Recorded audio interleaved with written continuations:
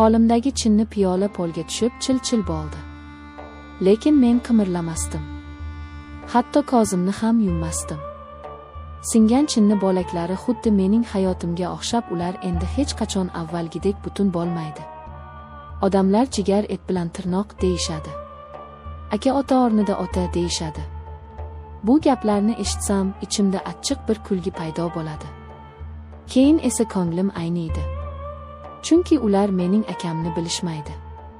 Ular Sardorni faqat ko'chada, toza kiyimlarda, odobli salom berib o'tadigan yigit sifatida tanishadi. Uyning ichida yashaydigan maxluqdan esa hech kimning xabari yo'q.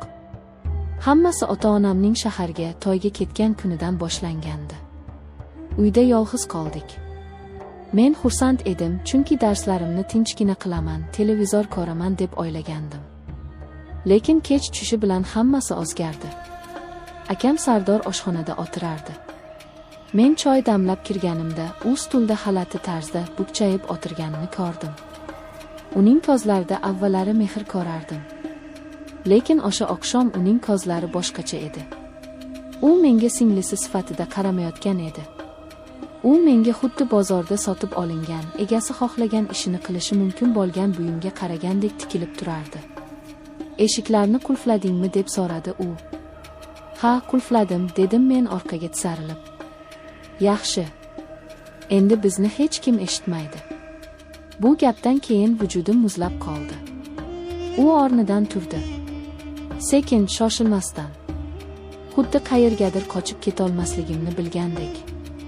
Men xonamga qochmoqchi bo'ldim, lekin oyoqlarim itoat etmasdi. U yaqinlashdi. Uning nafasi yuzimga urildi, tamaki va ter hidi kelardi. Bu hid haligacha burnimdan ketmaydi. Ba'zan tushlarimda shu hidni sezib uyg'onaman. Qo'rqyapsanmi? deb pichirladi u quloqimga. Uning lablari quloqimga tegindi. Men baqirmoqchi bo'ldim, lekin ovozim chiqmasdi. Xuddi tushdagi kabi bor kuching bilan qichqirmoqchi bo'lasan, u ovozing chiqmaydi. U mening qo'limdan ushladi. Qattiq. Juda qattiq. Suyaklarim qirsillab ketgandek bo'ldi. U meni sudrab mehmonxonaga olib kirdi. O'sha kecha vaqt to'xtab qoldi. Soatlar daqiqalarga, daqiqalar soniyalarga, soniyalar esa asrlarga cho'zildi. U meni urmadi. Yo'q, kaltaklash bu jismoniy og'riq, u o'tib ketadi, ko'karadi va tuzaladi. U qilgan ish esa ruhimni parchalab tashladi. U meni o'yinchoq qildi. U meni xonaning o'rtasiga o'tkazib qo'ydi va o'zi divanga cho'zildi. Qo'lida pichoq bor edi. U pichoqni o'ynar, uning yaltirashini tomosha qilardi.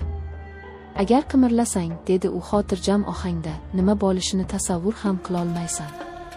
Men qimirlamadim. Hatto nafas olishga qo'rqardim. U soatlab menga tikilib o'tirdi. Shunchaki tikilib. Ba'zan kulib qo'yardi. U kulgida insoniylik yo'q edi. U mening qo'rquvimdan, titrashimdan, ko'zlarimdagi dahshatdan huzur olardi. Keyin u yaqinlashdi. Men ko'zlarimni yumib oldim. U mening sochlarimni siladi. Bu silashda mehr yo'q edi. Bu ilonning o'z oljasini boqishidan oldingi harakatiga o'xshardi. U meni majburlab jirkanch so'zlarni aytishimni talab qildi. Meni sevishingni ayt, dedi u. Men yig'lab boshimni chayqadim. U esa sochimdan tortib yuzimni o'ziga qaratdi. Tong otguncha u meni qo'yib yubormadi. Har safar ko'zim ilinishiga sal qolsa, u meni turtib uyg'otar, hali tugamadi derdi. U men bilan mushuk sichqon o'ynardi. Men hammomga qochib kirib, eshikni qulflab olganimda, u eshikni buzgudek bo'lib tepdi. Keyin esa birdan tinchlandi va eshik ortida turib, past ovozda gapira boshladi. Baribir chiqasan-ku. Men shu yerdaman. Men har doim shu yerda bo'laman. O'sha tunda men ulg'aydim. Bolaligim o'sha hammomning sovuq kafelida olib qoldi. Ota-onam qaytib kelganida, akam Sardor xuddi hech narsa bo'lmagandek televizor ko'rib o'tirardi. Men xonamdan chiqolmasdim. Onam kirib, nega rangi ro'ying oqarib ketdi, kasalmisan deb so'raganda, men ha, boshim og'riyapti deb yolg'on gapirdim. Akamga qaradim. U menga ko'z qisib qo'ydi. O'sha ondayoq tushundimki, men endi bu uyda xavfsiz emasman. Men hech kimga indamadim. Qanday aytaman? Akam menga tegajonlik qildi, meni tuni bilan qiynadi deymanmi? O'zbekchilik, or nomus, sharmandalik. Bu narsalar meni og'zimni tikib tashlagan edi. Oylar o'tdi. Men oshxonamga qulflanib oladigan odat chiqardim. Eshigimga stul tirab uxlaydigan bo'ldim. Har safar yo'lakda uning qadam tovushlarini eshitganimda yuragim to'xtab qoladigandek bo'lardi. U esa buni bilardi. U atayin eshigim tagida to'xtab turar, tutqichni sekin burab ko'rar va mening qo'rquvimni his qilib ketib qolardi. Bu uning sirli oyini edi. Bir kuni tunda uyg'onib ketdim. Xonamda kimdir borligini his qildim.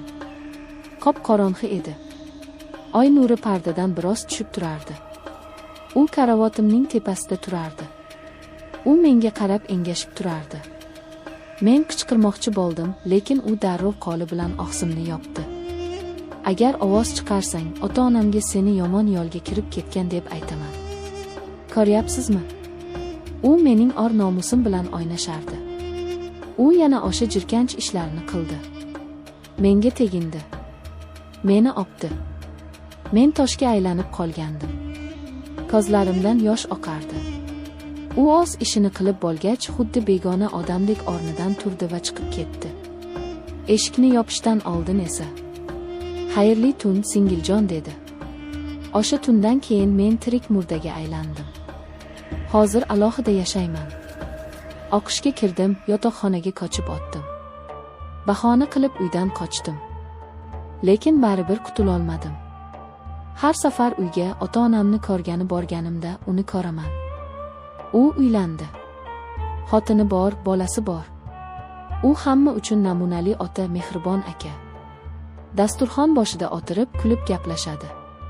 Men esa uning ichidagi maxluqni bilaman. U ba'zan menga qarab qo'yadi. O'sha qarash.